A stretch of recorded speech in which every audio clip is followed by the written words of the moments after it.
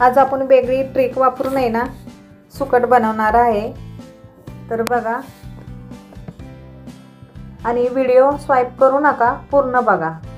सुकटला आहे ना चांगली भाजून घ्यायची 2-3 मिनिटे।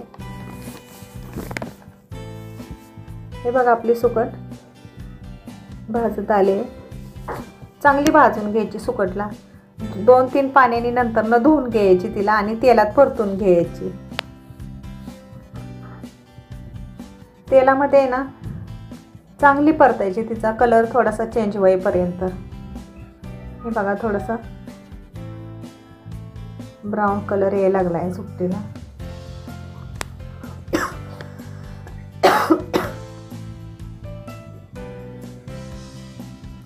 तेलात चांगली परतली ना म्हणजे वेगळीच चव येते। तुम्ही अशी करून बघा एकदा सुकट। सुकटीला कसा असा मशाळ वास येतो तसा तो वास येत नाही त्याला, स्मेल। आणि इथे मी 2-3 लसूण आहेत ना टेचून घेतलेले आहेत। थोडा कढीपत्ता टाकून घेतला त्याच्यामध्ये।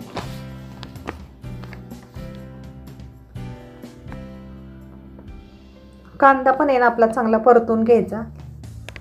परत टोमॅटो टाकून घ्यायचे त्याच्यामध्ये।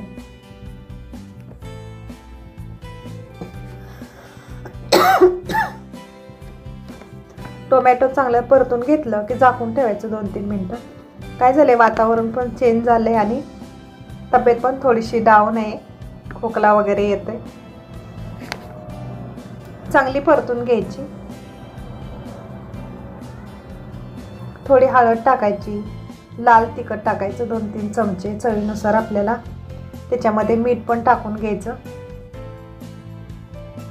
आणि आता हे बघा आपण तेलात फ्राय केलेली सुकट घालून घेऊ याच्यामध्ये आणि खूप छान चव येते अशी सुकट बनवल्यावरती। तुम्ही कोणी अशी सुकट बनवली का? बनवली असेल तर मला नक्की कमेंटमध्ये सांगा।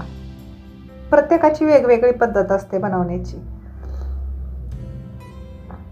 आणि मी हे सगळं सुकी मच्छी वगैरे नाही एकदम वर्षभराचंच भरून ठेवते, साफ वगैरे करून। हे कोकम टाकून घेतलं त्याच्यामध्ये, थोडं मीठ टाकलं, कोथिंबीर।